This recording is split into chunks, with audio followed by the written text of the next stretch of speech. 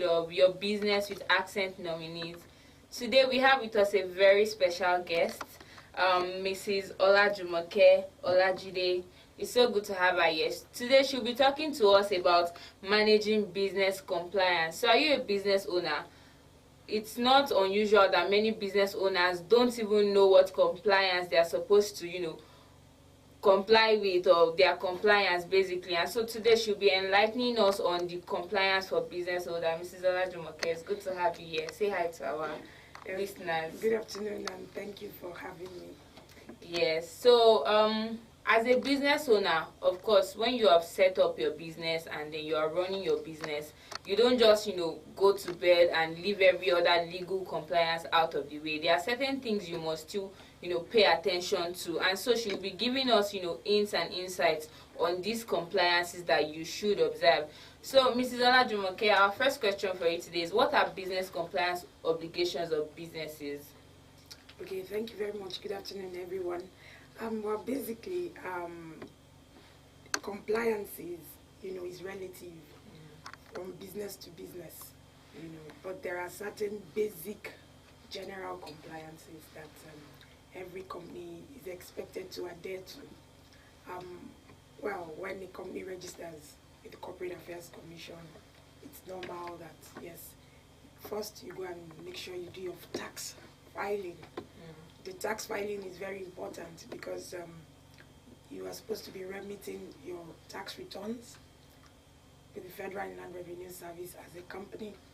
Then, of course, when you have employees, you will also make sure that you are registered with the State Internal Revenue Service. So every company is expected on the tax compliance side.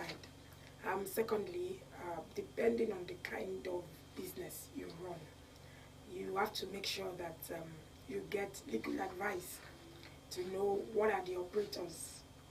When I say operators now, the regulators of the industries, yes, of the industry you are operating in.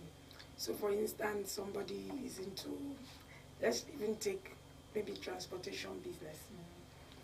Definitely there are certain operators and regulators that regulates the transportation business in certain parts of the country. Maybe you have to make sure you get certain licenses. Yes. You have to make sure you do.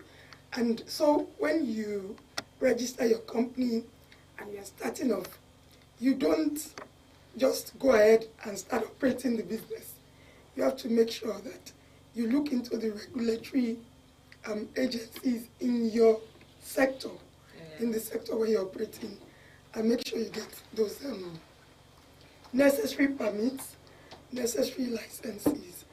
If it's a foreign company, there are certain things that has to be done. When I say foreign company, for instance, a foreign company coming into, let's take for instance Nigeria, to register as a local business, you make sure that things like your business permit is obtained from the Federal Ministry of Interior, expatriate quota approvals is obtained from the Federal Ministry of Interior, SEPAX, which is the resident permit for the employees that are going to come in from out of Nigeria to work with such a company. So those are required, for foreign investors. Also, foreign investors need to also adhere to the legislation with the NIPC, that's the Nigerian Investment Promotion Commission, that regulates investments in Nigeria. So that's on one side. On another side, it's also important that you make sure you appoint auditors. Yes, a business name, you might say, if you just have a business name, because there are different business entities. So if it's just a business name, definitely you still have to file your statement of affairs with the Corporate Affairs Commission. So you need at least an accountant that can make sure that, yes, you comply properly.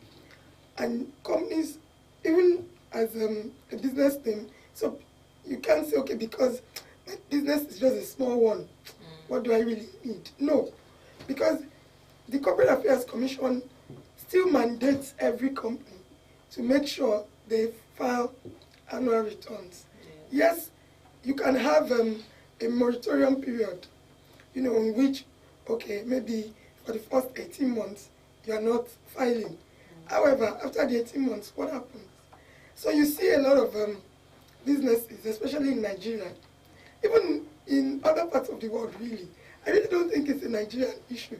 Because I realize that, people set up businesses at times for certain, to meet certain needs for that period. Let's say somebody wants to obtain a contract. He goes to set up a company. Just to get the contract, yes. And eventually gets the contract, everything. He gets his money. 2 years down the line, he even forgot to file anything. Yes. Until the next contract comes up. And so it's very important that when you have your business, you don't go to bed and sleep on your obligations. Yes. To the government, to the regulatory authorities, to Corporate Affairs Commission. Corporate Affairs Commission, for the purpose of those listening to us, it's they call it the company house. Yes, the in Nigeria, the apex regulator for registering companies in Nigeria, and they ensure that you file your returns. There's a reason for this, so that they know, okay, is this company doing okay? Is this company dead? Is they are like a laboratory. That when they diagnose, monitor the growth, monitor the health of the company. So if somebody wants to come and invest in your company, they can go and search at the Corporate Affairs Commission and say, okay, this business is doing well. Yes. Or, this business is almost dead.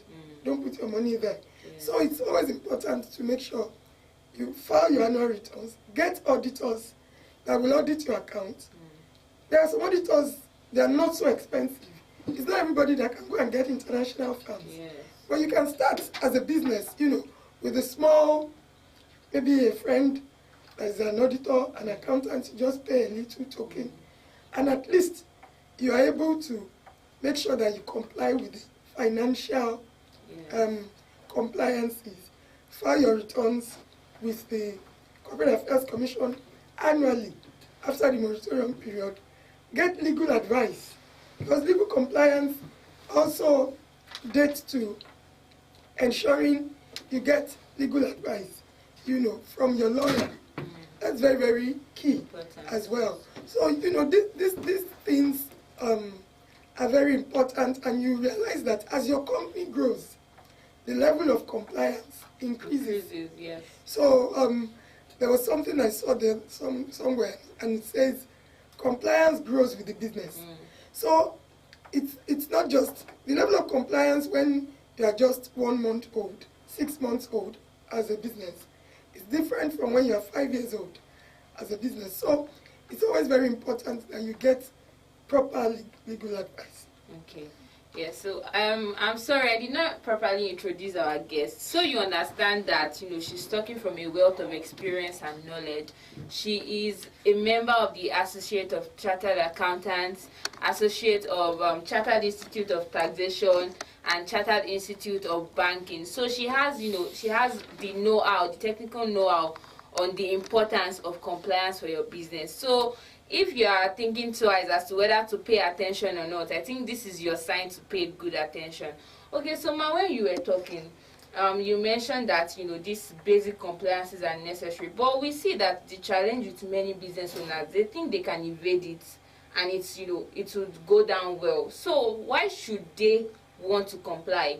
Because you mentioned taxation now, nobody wants to pay tax. So why should I pay tax as a business owner, most especially as a small business owner? So what is in it for me, and what is the adverse effect of not paying tax? Okay, thank you very much.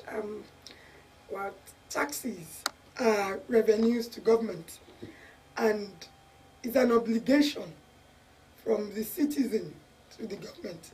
As the government has obligations to you to make sure that they provide the right infrastructure, so you have an obligation to the government. And even as an employee, even if you don't have a business but you're working somewhere, as long as you're earning certain threshold, above certain thresholds, based on what is in the Personal Income Tax Act, you are obliged to pay taxes, personal income tax. So for businesses, there's 1,001 reasons why you need to pay tax. You know, because one, yes, apart from the fact that it's the obligation, not paying tax, evading tax is a criminal act. Exactly. You know, in practice, companies have left taxes unpaid, or they've underpaid taxes, and it has come back to bite them.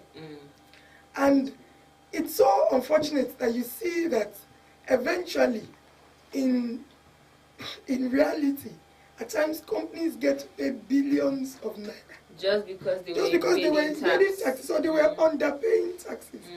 Yes, the tax law gives you certain leeway